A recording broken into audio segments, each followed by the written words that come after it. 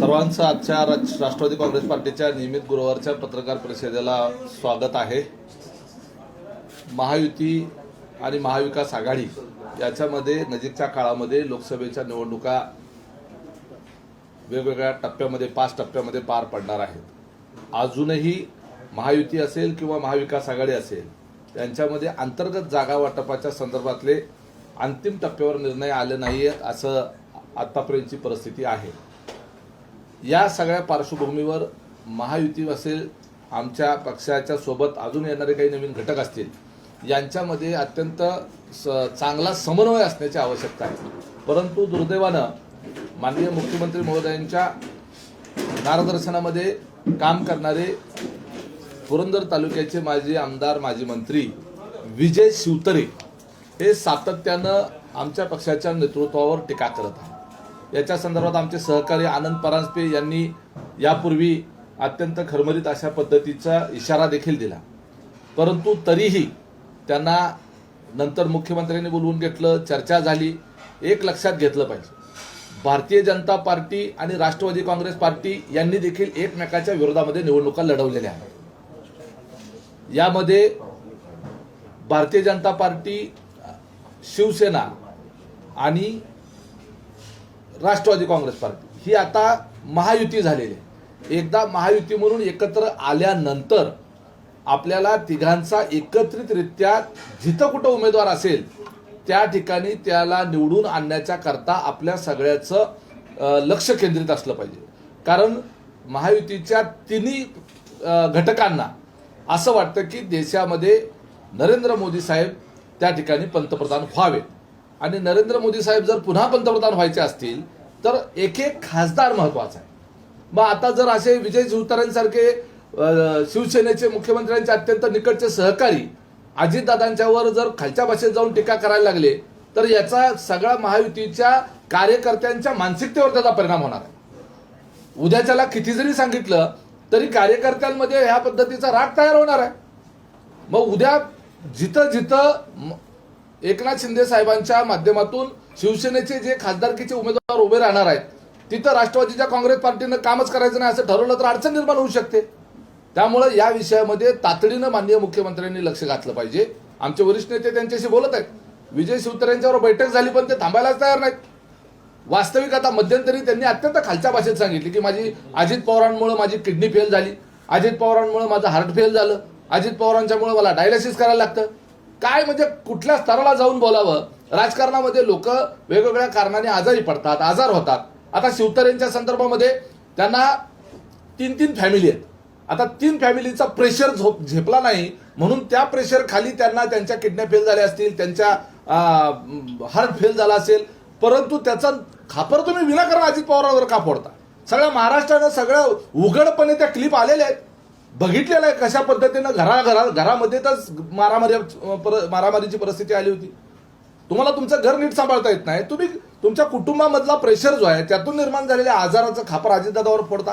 काल एका चॅनलला मुलाखतीमध्ये विजय शिवतरे म्हणाले की सोमेश्वर सहकारी कारखाना, माळेगाव सहकारी कारखाना, त्याच्यानंतर छत्रपती सहकारी कारखाना हा हिसकावून घेतला म्हटलं अजितदादांनी। वास्तविक सोमेश्वर कारखाना, माळेगाव सहकारी कारखाना, छत्रपती सहकारी कारखाना हे सहकारी कारखाने आणि सहकारी कारखान्यामध्ये दर 5 वर्षानं निवडणूक होते आणि निवडणुकीच्या माध्यमातून लोकशाही प्रक्रियेतून त्या ठिकाणी संचालक मंडळ निवडून येतं आणि आलेल्या संचालक मंडळातून चेअरमन वगैरे होतं। तर आधीच्या लोकांनी नीट कारभार केला तर त्याला लोक निवडून देतात आणि त्यांनी जर नीट नाही कारभार केला तर त्या ठिकाणी लोक जे आहेत ते संचालक मंडळ बदलतात। आणि जेव्हापासून अजितदादांच्या नेतृत्वामध्ये ज्या 3 कारखान्यांचा उल्लेख विजय शिवतरेंनी केला ते कारखाने संपूर्ण महाराष्ट्रामध्ये पहिल्या 1, 2, 3 मध्ये शेतकऱ्यांना उसाचा दर देणारे ते कारखाने आहेत। सर्वाधिक जास्त गाळप करणारे, सर्वात चांगला उतारा असलेले, सर्वात चांगला त्या ठिकाणी दर देणारे कारखाने आणि ते सुद्धा कुठलंही कर्ज त्या ठिकाणी न बुडवता, कुठलीही सरकारची मदत न घेता हे कारखाने उत्तम पद्धतीने चालले। त्यांनी सांगितलं की पुणे जिल्हा मध्यवर्ती बँक ही अजितदादांनी हिरावून घेतली। पुणे जिल्हा मध्यवर्ती बँक राज्य सहकारी बँकेच्या बरोबरीनं चाललेली बँक आहे। आज देशामधल्या उत्तमात उत्तम असलेल्या बँकांच्या मधली पुणे जिल्हा मध्यवर्ती सहकारी बँक, आज अजितदादा तिथं संचालक नाही आहेत, परंतु अजितदादांच्या नेतृत्वामध्ये त्या बँकेची उत्तम पद्धतीची भरभराट झाली. उलट विजय शिवतरेंनी जी पुरंदर नागरी सहकारी पतसंस्था किंवा पुरंदर नागरी सहकारी बँक ही जी संस्था जी आहे ही जेव्हा ताब्यात घेतली त्याच्यामध्ये प्रचंड मोठ्या प्रमाणावर करप्शन केलं आणि त्यामुळं ती बँक जी आहे ती दिवाळखोरीत गेली. एकमेव संस्था विजय शिवतरेंच्या हातामध्ये होती, एकमेव, ती सुद्धा नीट चालवायला आली नाही. आणि हा काय पुरंदरचा कारभार करणार कोण आहे यांच्या मागे पुरंदरमध्ये? कसं आहे की आम्हाला बोलायला लावू नका, 3 बायकां फजिती आहे का अशी परिस्थिती होईल म्हणून मी परवाच त्या ठिकाणी सांगितलेलं होतं, परंतु त्या स्तरावर आम्हाला जायचं नव्हतं. म्हणून आमची हात जोडून माननीय मुख्यमंत्र्यांना विनंती आहे की महाराष्ट्रामधला कार्यकर्ता आज अजितदादावर जर तुम्ही उघडपणे टीका करायला लागले तर आमचे कार्यकर्ते उद्या तुमच्या उमेदवाराचा प्रचार कसा करतील? आपल्याला जिथं शिवसेनेचा उमेदवार असेल त्या ठिकाणी भाजपचे कार्यकर्ते, राष्ट्रवादीचे कार्यकर्ते आणि राष्ट्रवादीचा मतदार आणि भाजपचा मतदार यांनी तुम्हाला सहकार्य केलं पाहिजे. जिथं आमचा उमेदवार असेल तिथं तुमच्या कार्यकर्त्यांनी, तुमच्या मतदारांनी, भाजपच्या मतदारांनी त्यांना आम्हाला सहकार्य केलं पाहिजे, तर या महायुतीचा उपयोग होणार आहे. अन्यथा महायुती नुसतीच कागदावर, प्रत्यक्षात मात्र कार्यकर्त्यांमध्ये अशा पद्धतीचा विसंवाद राहिला तर आपल्याला निश्चितपणे अवघड जाईल. आणि मोदी साहेबांच्या, अमित शहा साहेबांच्या ज्या या सरकारकडनं अपेक्षा आहेत, ज्या मुख्यमंत्री म्हणून आपल्याकडनं अपेक्षा आहेत, त्या अपेक्षांना गालबोट लागेल. त्यामुळे ही गंभीर बाब आहे, याची नोंद आपण घेतली पाहिजे आणि विजय शिवतरेंचं ताबडतोब तोंड बंद केलं पाहिजे. जर हे चालूच राहिलं तर निश्चितपणे राज्यभरातल्या राष्ट्रवादीच्या कार्यकर्त्यांना, अजितदादांवर प्रेम करणाऱ्या कार्यकर्त्यांना या संपूर्ण महायुतीमधल्या अडचणींच्या ज्या निर्माण होणाऱ्या अडचणी आहेत त्याला जबाबदार म्हणून उद्याच्याला माननीय मुख्यमंत्र्यांना धरावं लागेल. कारण शांत करणं हे तुमचं काम आहे. आमचा जर कोण कार्यकर्ता जर मुख्यमंत्र्यांच्या संदर्भाने जर काही उलटसुलट बोलत असेल तर ते आम्हाला सांगा, आम्ही ताबडतोब त्याचा बंदोबस्त करू. जर तो ऐकत नसेल तर त्याची पक्षातून हकालपट्टी करू. परंतु निवडणुकीच्या तोंडावर हे चित्र बरं नाही असं या निमित्तानं आम्हाला सांगायचं आहे. अनेक विषय आपल्याला बोलता येण्यासारखे आज किंवा उद्या महायुतीमधलं जागा वाटपाचं चित्र अंतिम होऊन जाईल आणि आपण जे वेटिंग करत आहात की कधी एकदा ते डिक्लेरेशन होईल तर निश्चितपणे मला वाटतं जास्तीत जास्त आज रात्री किंवा उद्या दुपारपर्यंत हे चित्र स्पष्ट होऊन जाईल आणि उमेदवारीच्या बाबतीमध्ये सुद्धा निर्णय लवकरात लवकर जाहीर होतील. धन्यवाद. शिवतारेंची भूमिका बघितली तर ते म्हणतात की जरी मी या निवडणुकीला उभा नाही राहिलो तरी सुद्धा अजित पवार निवडून येणार नाहीत, महायुतीची सीट या मतदारसंघामध्ये निवडून येणार नाही. अहो, पडलेल्या माणसाकडून तुम्ही निवडून कोण येणार ह्याचं प्रमाणपत्र घ्यायचं कधीपासून सुरू केलं? एका वाक्यावर तुमचा पराभव झाला. त्यामुळे तिथं कुणाची ताकद आहे त्या भागामध्ये हे सर्वांना माहीत आहे. यांचं डिपॉझिट, स्वतःचं डिपॉझिट गेलं होतं. मुंबईमधून एकदा उभारले होते, त्यावेळेला डिपॉझिट जप्त झालं होतं. त्या ठिकाणी पुरंदरमध्ये येऊन पवारांना टार्गेट करून त्यांच्या नावानं बॉम्बाबॉम्ब करून निगेटिव्हिटीमध्ये ते निवडून आले होते. त्यावेळेला झालं, मागच्या वेळेला पडले. लोकांना माहित आहे काम करणारं खरं कोण आहे ते. विजय शिवतरेंनी सांगावं एक तरी काम केलेलं. ते गुंजवणी धरणातच सांगतात. ते अख्खं गुंजवणी धरण कोणी केलं? जे पुरंदर तालुक्यातलं गुंजवणी धरण बांधलं गेलं ते कोणी बांधलं? ते अजितदादांच्या काळातच बांधलं गेलं. पुरंदर उपसा सिंचन योजना कोणी केली? कोणी? अजितदादांच्या माध्यमातूनच झाली. सांडव्याचं काम शेवटचं राहिलं. सांडवा म्हणजे मला समजत असेल तुम्हाला, सांडव्याच्या कामाच्या करता उपोषणाला बसले त्यावेळेला. हे जे आहे ना, अनेक गोष्टी आहेत त्या सांगता येण्यासारख्या आहेत. पुरंदर तालुक्यातल्या लोकांना ते सर्व माहीत आहे. फक्त विजय शिवतरेंना माननीय मुख्यमंत्र्यांनी समज दिली पाहिजे आणि लवकरात लवकर त्यांचं तोंड बंद केलं पाहिजे, अन्यथा आम्हाला सुद्धा वेगळा विचार करायला लागण्याची वेळ येऊ शकते. विजय शिवतरेंचं असं म्हणणं आहे की त्या ठिकाणी जे भाजपाचे मतदार आहेत त्यांच्यासाठी मी लढत आहे, अपक्ष लढत आहे. पवार विरोधात जे मतदान आहे त्या मतदारांसाठी मी लढत आहे असं त्यांचं म्हणणं आहे. अहो, तुम्ही महायुतीचे घटक आहात साहेब. एका बाजूला नरेंद्र मोदी साहेब माझं दैवत आहे. मी नरेंद्र मोदींना उद्या तिसऱ्यांदा पंतप्रधानपदी पाहण्याच्या करता मी उत्सुक आहे. त्यांच्यासाठी मी काहीही करायला तयार आहे. कालच्या मुलाखतीत म्हटले की मला जर मोदी साहेबांचा फोन आला तर मी ताबडतोब माझा हा विरोध आहे तो रद्द करून टाकेल. म्हणजे काय? म्हणजे काय बार्गेनिंग करताय तुम्ही? कशाचं बार्गेनिंग चाललेलं आहे? नेमका हेतू काय आहे तुमचा? म्हणजे मोदी साहेबांच्या फोनची वाट बघताय का? एवढे मोठे झाले का तुम्ही की मोदी साहेबांनी तुम्हाला फोन केला पाहिजे मग तुम्ही गप्प बसलं पाहिजे? म्हणजे तुम्हाला ज्यांच्या नेतृत्वामध्ये तुम्ही शिवसेनेमध्ये आहात त्यांची तुम्हाला काहीच किंमत नाही. आणि फक्त मोदी साहेबांचीच आहे. कठीण आहे. आज जी बैठक बोलवली होती पदाधिकाऱ्यांची ती रद्द झालेली आहे आणि कुठेतरी मी राजीनामा देईल अशी त्यांची भूमिका होती, ती सुद्धा मवाळ झालेली पाहायला मिळते. नाही, ते मावळ झाले तर आम्ही त्यांचं स्वागत करू. महायुतीचा घटक म्हणून त्यांना निश्चितपणे आम्ही सन्मानानं व्यासपीठावर आमच्या संपूर्ण सगळ्या कार्यकर्त्यांच्या बरोबर प्रचारामध्ये सामील करून घेऊ. तुम्ही महायुतीचे घटक आहात. शेवटी कसं आहे की 3 वेगवेगळे पक्ष वेगवेगळ्या विचाराचे आहेत.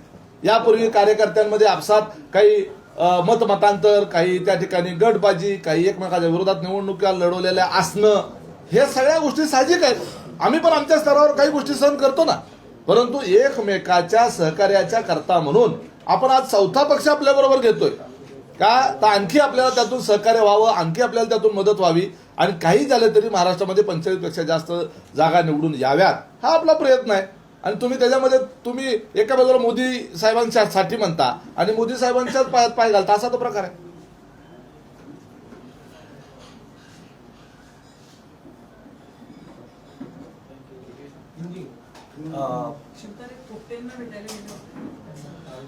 नाही, कसं आहे की थोपटे साहेब हे ज्येष्ठ आहेत आणि भोर, वेल्ला, मुळशी या मतदारसंघामध्ये संग्राम थोपटे हे निवडून आलेले आमदार आहेत.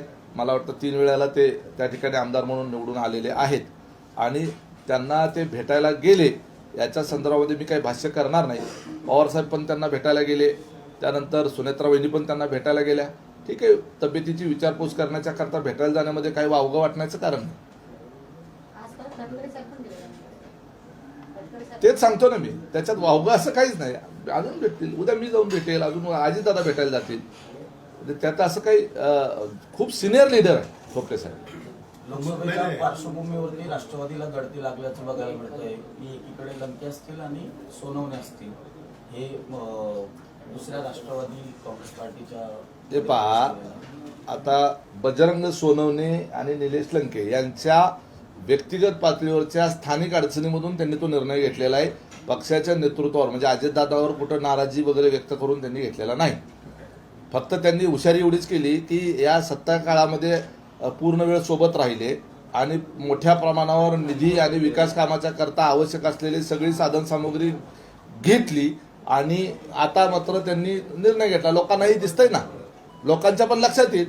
मग जर त्यांना जे काही निवडणूक उद्या लढवायचीच होती, निलेश लंकेंना सुजय विखेंच्या विरोधात निवडणूक लढवायचीच होती, तर मग त्याच वेळेला नसते आले तरी चाललं असतं ना. म्हणजे आले ते केवळ फक्त सत्तेचा उपयोग करून घेऊन मतदारसंघाची कामं मार्गी लावणं, मोठ्या प्रमाणावर निधी आणणं, या उद्देशातून ते आले. शेवटी सत्ता असल्यानंतर निधी त्या ठिकाणी मोठ्या प्रमाणावर मिळतच असतो. आणि बजरंग सोनवणे यांच्या बाबतीत तर बोलायलाच नको. अनेक पातळ्यावर सगळे जे काही त्यांचे सहकारी कारखाने, त्यांचे कारखाने चाललेले आहेत आता, ते सगळ्या ह्याच्यामध्ये अजितदादांनी किती कुठल्या स्तरावर जाऊन त्यांना मदत केली ही त्यांना माहीत आहे. आणि आता फक्त त्या ठिकाणी जे भारतीय जनता पार्टीच्या लोकसभेचे उमेदवार पंकजाताई मुंडे असणार आहेत, त्यांच्या विरोधामध्ये त्या ठिकाणी निवडणूक लढवून स्वतःचं महत्व वाढवून घेण्याचा फक्त तो प्रयत्न आहे. आमच्या सोबत होते तेव्हा ते चांगले होते आणि आता सोडून गेले की वाईट आहेत असं आम्ही म्हणणार नाही. ही प्रवृत्ती जी आहे ती लोकांच्या लक्षात येत असते. नाही नाही, आधी मराठी होऊ द्या, अजून बरंच काय काय असेल विचारा ना.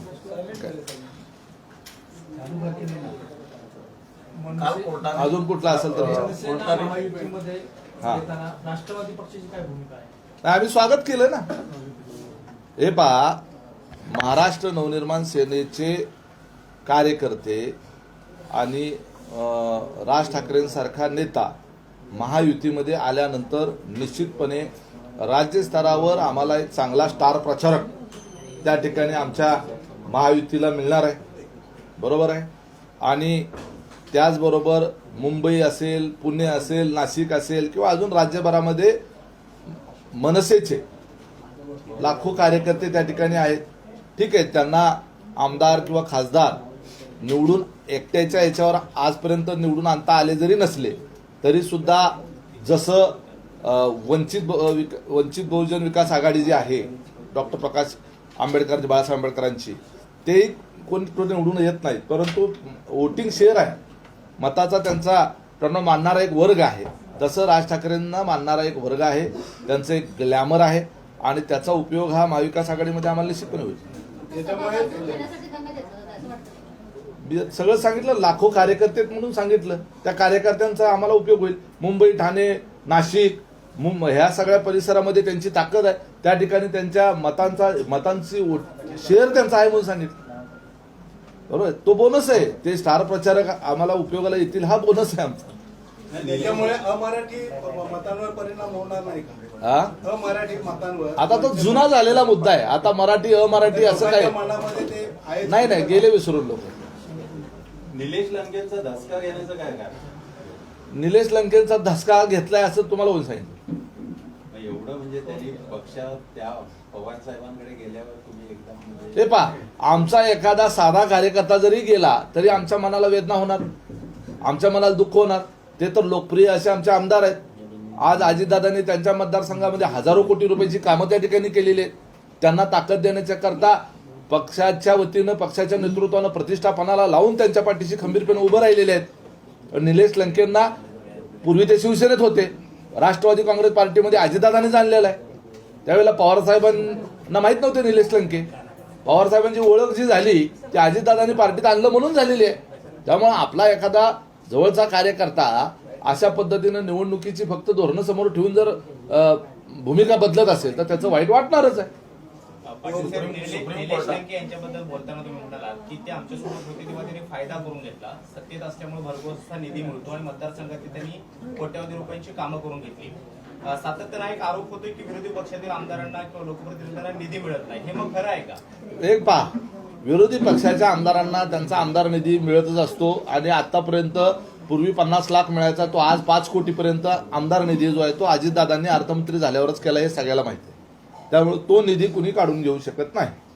राहिला प्रश्न, शेवटी सत्ता जी असते, सत्ता असल्यानंतर आमच्या विचाराचे आलेले जे आमदार असतात त्यांच्या प्रस्तावाचा प्राधान्याने विचार होणं साहजिक आहे. त्याच्यामध्ये अनैसर्गिक असं काहीच नाही आहे. नाही तर मग विरोधात असताना सुद्धा जर आपली सगळीच कामं होत आहेत, आपले सगळेच प्रकल्प होत आहेत, तर सत्ता आणण्याच्या करता प्रयत्न कोण करेल? मग पण लोकप्रतिनिधीमध्ये असं दुजाभाव करणं योग्य आहे का सरकार? लोकप्रतिनिधीमध्ये कुठलाही दोजाभाव नसतो. त्या ठिकाणी उद्या आता हा जो हायवे झाला नागपूर पासून तो मुंबईपर्यंत, तो जिथून गेला तो जिथं विरोधी पक्षाचा आमदार आहे म्हणून तिथं ते 4 पदरीच्या ऐवजी 1 पदरीच ठेवला आणि सोडून दिला आणि पुढचा केला, मतदारसंघापुरताच केला, असं झालं का? नाही. आता शक्तीपीठ जो होणार आहे नागपूरपासून तो गोव्यापर्यंत 70-80 हजार कोटीचा तो कदाचित प्रकल्प होईल मला वाटतं, कारण हाच 50,000 कोटीचा झाला आहे. तर तो शक्तीपीठ जिथून जाणार आहे त्या संपूर्ण मार्गामध्ये विरोधी पक्षाचे आमदार जिथं आहेत किंवा खासदार जिथं आहेत तेवढं वगळून होणार आहे का? असं कधी होत नसतं. सोलापूर जिल्ह्यामध्ये 22,000 कोटी रुपयाची महामार्गाची कामं झाली, ती सगळ्या लोकांच्या मतदारसंघातून झाली. ती सार्वजनिक स्वरूपाची जी कामं आहेत त्याला कुठलीही अडचण येत नसते. त्यामुळे कुठेही दुजाभाव होत नाही. हा रस्त्याचा विषय झाला. मान्य आहे ना. आता तुम्ही मेट्रोने आलात चाल इथं, बरोबर आहे, तर त्या मेट्रोमध्ये फिरणारे काही सगळेच काही महायुतीला मानणारे असतीलच असं आहे का? असं काही नसतं. ते सगळ्यांसाठीच होते ना मेट्रो. तुम्ही स्वतः म्हणालात की सत्तेसोबत कसं असतं, प्राधान्याने विचार केला जातो किंवा त्यांना प्रायोरिटी दिली जाते, म्हणून हा प्रश्न विचारला. कसं असतं, ओळखीचा दिसला की तो वाढप्या थोडं एक आपल्याकडे म्हण आहे जुनी, एक पळी जास्त वाढतो. तर ते नैसर्गिक मानवी स्वभाव आहे. पाटील साहेब, आज जी बैठक झाली राज ठाकरेंबरोबर, त्या बैठकीमध्ये कुठेतरी अजित पवारांची अनुपस्थिती दिसली. नाही परत विचार. आज जी राज ठाकरेंबरोबर बैठक झाली मुख्यमंत्री उपमुख्यमंत्र्यांची, त्या बैठकीला अजित पवारांची गैरहजेरी. एक लक्षात घ्या, मनसे हा राष्ट्रवादीचा घटक पक्ष होत नाहीये. मनसे हा भारतीय जनता पार्टीचा घटक पक्ष होतो आणि एकदा एनडीए मध्ये ते आल्यानंतर तो आमचा सहकारी पक्ष असणार आहे. त्यामुळं या ठिकाणी मोठ्या भावाच्या भूमिकेमध्ये देश पातळीवर भारतीय जनता पार्टी आहे, बरोबर, आणि राज्य स्तरावर आज मुख्यमंत्री हे प्रमुख आहेत राज्याचे, आणि त्यामुळं त्यांच्या स्तरावर बैठक होणं याच्यामध्ये अजितदादा होते नव्हते या गोष्टीला काही महत्व देण्याचं काही कारण. मंत्री चंद्रकांत पाटलांनी त्या दिवशी वक्तव्य केलं की कुठल्याही परिस्थितीत बारामतीमध्ये पराभव पवार साहेबांचा करायचा. तर तुमची काय प्रतिक्रिया? त्यांचा म्हणायचा एक लक्षात घ्या, म्हणजे हे पहा, आता त्यांचं भांडवल फक्त सहानुभूतीच आहे. आमचं एक लक्षात नाही, चंद्रकांत दादा पाटील हे ज्येष्ठ नेते आहेत, त्यांना त्या ठिकाणी समन्वयक म्हणून जबाबदारी दिलेली आहे. आमच्या विरोधामध्ये आज सुप्रियाताई सुळे या त्या ठिकाणी उमेदवार आहेत. बरोबर आहे, हे तर स्पष्ट आहे. फटी पडलेली आहे हे तर सगळ्याला मान्य आहे. आता अजितदादांच्याकडून अजून उमेदवारी आमची अधिकृतपणे जाहीर व्हायची आहे.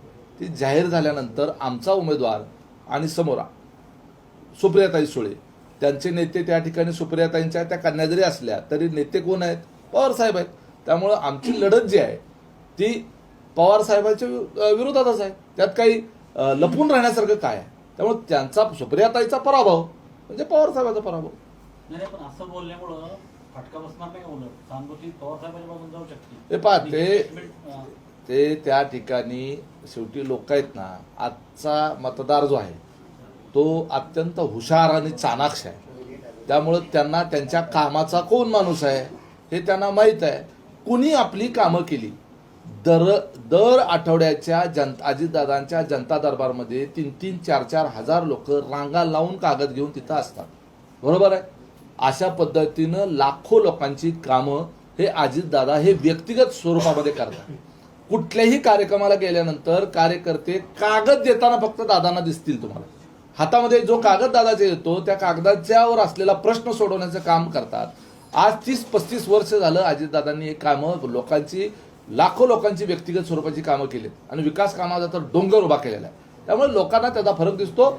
उद्या जी काही कामं केलेली आहेत त्यांना अजितदादावर विश्वास ठेवून त्यांना लोकांनाही कळतं की या जिल्ह्याचं, या मतदारसंघाचं भविष्य नेमकं कोण आहे हे लोकांना आणि मतदारांना समजतं. सुप्रीम कोर्टाने निकाल दिलेला आहे, त्याच्यानंतर एक अट टाकलेली आहे की चिन्हाच्या खालती तुम्हाला आता प्रत्येक वेळी लिहावं लागणार की हे न्यायप्रविष्ट नाही. आहे. तर आव्हाडांनी तर एक त्याच्यावरती प्रतिक्रिया दिलेली आहे की ज्या पद्धतीने सिगरेटच्या पाकिटावरती लिहिलं जातं की हे आरोग्यासाठी हानिकारक आहे, तर तशा पद्धतीचं आता तुम्हाला एक स्टेटमेंट तिथे लिहावं लागणार आहे. काय ते कसं आहे, जितेंद्र आव्हाडांना सिगरेटची पाकिट, मटका, दारू, जुगार, गांजा हे असंच आठवणार, कारण त्याच्यातच ते वावरत असतात सातत्यानं. त्यामुळे त्यांना दुसरं काही सुचणार नाही. ठीक आहे. त्यामुळं जितेंद्र आव्हाड काय म्हणाले याच्यापेक्षा जास्त महत्वाचं न्यायालय काय म्हणालं याला जास्त महत्व आहे. त्यामुळे न्यायालयाने आम्हाला घड्याळ चिन्ह नाकारले का? तर नाही. तुम्हाला दिलं का? नाही. तुम्हाला तुतारीत फुकायला सांगितलं. बरोबर आहे. तर आम्हाला घड्याळ दिलं, ठीक आहे. फक्त आम्हाला काय सांगितलं की तुम्ही प्रसिद्ध करा की हे सब ज्युडिशियल आहे. म्हणजे कुठलीही केस जोपर्यंत त्याचा अंतिम निकाल लागत नाही तोपर्यंत ती काय म्हणते त्याला, न्यायप्रविष्ट. बरोबर आहे. ती न्यायप्रविष्ट आहे. जी आहे ती लोकांना सांगायला सांगितली. याच्यात काय फरक आहे का? आम्ही त्या ठिकाणी आमच्या पार्टीच्या वतीनं निश्चितपणे एकदम चांगल्या पद्धतीनं मोठीच्या मोठी त्या ठिकाणी जाहिरात देऊन लोकांना ते कळवण्याची व्यवस्था करू. त्याबद्दल काही चिंता करायची कारण नाही. तुम्हाला घड्याळ चिन्ह मिळालं नाही काय हे सांगा ना लोकांना. तुमची जर सगळी कायदेशीर बाजू बरोबर होती तर तुम्हाला दिलं असतं ना निवडणूक आयोगानं सुद्धा घड्याळ चिन्ह. आणि आता तुम्ही गेला होता ना अपिलात, मग कदाचित कोर्ट म्हटलं असतं ना एवढं जर तुमच्यासारखं झाल्यासारखं वाटतंय तुम्हाला तर मग देऊनच टाकलं असतं ना तुम्हाला घड्याळ. पण शिंदे गटाला असं कुठलं न्यायप्रविष्ट केलं नव्हतं. अहो त्यांचा मॅटर, शिंदे गटाचा मॅटर अजून कोर्टाच्या प्लॅटफॉर्मवर आलेलंच नाही सुनावणीसाठी. हे सुनावणीसाठी आलं. ठीक आहे. आता ठीक आहे, कोर्टामध्ये काही मॅटर, मागचे मॅटर आधी येतात, आधीचे मॅटर नंतर येतात. जे सुनावणीला येतं त्या प्रक्रियेचा तो भाग आहे. It's process.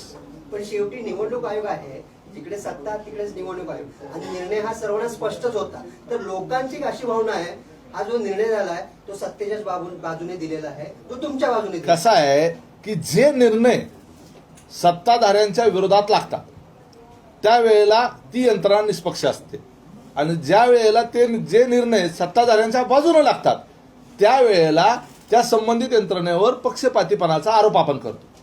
हा दुजाभाव आहे. नैसर्गिकपणे सत्ता असली की ह्याच्यावर दबाव असेल अशी मानसिकता असणं साहजिक आहे. परंतु निवडणूक आयोग निष्पक्ष आहे. मग नाहीतर निवडणुका घ्यायचीच कशाला गरज आहे हो. सगळंच एकतर्फी करायचं म्हटल्यानंतर काही करता येतं. उद्धव ठाकरे काल बोलले की महाराष्ट्रात मतदान मत घेताना एक ठाकरेंचीच आवश्यकता लागते म्हणून दुसऱ्या ठाकरेंना घेतलं.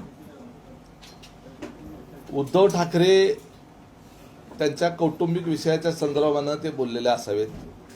मध्यंतरी राज ठाकरे आणि उद्धव ठाकरे एकत्र येणार अशाही त्या चर्चा होत्या. शेवटी महाराष्ट्रातल्या लोकांना ठाकरे कुटुंब एकत्र आलं तर चांगलंच त्यावेळेला वाटत होतं, परंतु तुम्ही यायची दारं पण बंद करून टाकली. मग आता त्यांचा स्वतंत्र पक्ष आहे, त्यांनी स्वतंत्रपणे निर्णय घेतला, तर तुम्हाला वाईट वाटायचं काय कारण? मोदी हवा संपली असं देखील ते बोलतात. मोदींची किती हवा आहे हे मध्यंतरी ज्या 5 राज्याच्या निवडणुका झाल्या त्या राज्याच्या निवडणुकीमध्ये जी आधी चर्चा होत होती त्यावेळेला एक तेलंगणा सोडलं तर बाकी सगळीकडे मोदी आले. त्यातून मोदींची हवा ही निवडणुकीच्या मतदानानंतर स्पष्ट होते आणि आताही तेच होणार आहे. आजच्या बैठकीत अजित पवार कुठेतरी दिसले नाहीत, त्यामुळे असं मगाशी मी बोलणं- त्या प्रश्नावर नाही, उत्तर नाही, दिले. पण या राज ठाकरे महायुती केल्यानं अजित पवार नाराज आहेत असं बोललं जातं. अजितदादा अजिबात नाराज नाहीयेत. उलट अजितदादासारखंच थोडं रोखठोक व्यक्तिमत्व जे आहे ते राज ठाकरेंचं आहे. आम्हाला त्यांचा उपयोग होणार आहे, त्यांचा आम्हाला उपयोग होणार आहे. मग ज्याचा एकमेकांना उपयोग होणार आहे त्याच्याबद्दल नाराज असण्याचं काय कारण? पण जुळवून घेतील का? हा, माहितीमध्ये जुळवून घेतील का? कारण यापूर्वी दोघांनी एकमेकाची मिमिक्री केलेली आहे, टीका टिप्पणी झाले म्हणून अहो यापूर्वी आम्ही कुणी काय केलेलं आहे एकमेकांचं, हे महत्वाचं आहे. बरोबर आहे. त्यामुळं आता हे सगळं राजकारणाचं स्थित्यंतर जे आहे बरोबर आहे, हा राजकीय व्यवस्थेमधला जो म्हणूया आपण ह्यातला एक संक्रमण काळ म्हणा, एक स्थित्यंतर म्हणा, जे लोकांना सवयीचं नव्हतं ते हळूहळू आता सवयीचं होऊन जाईल.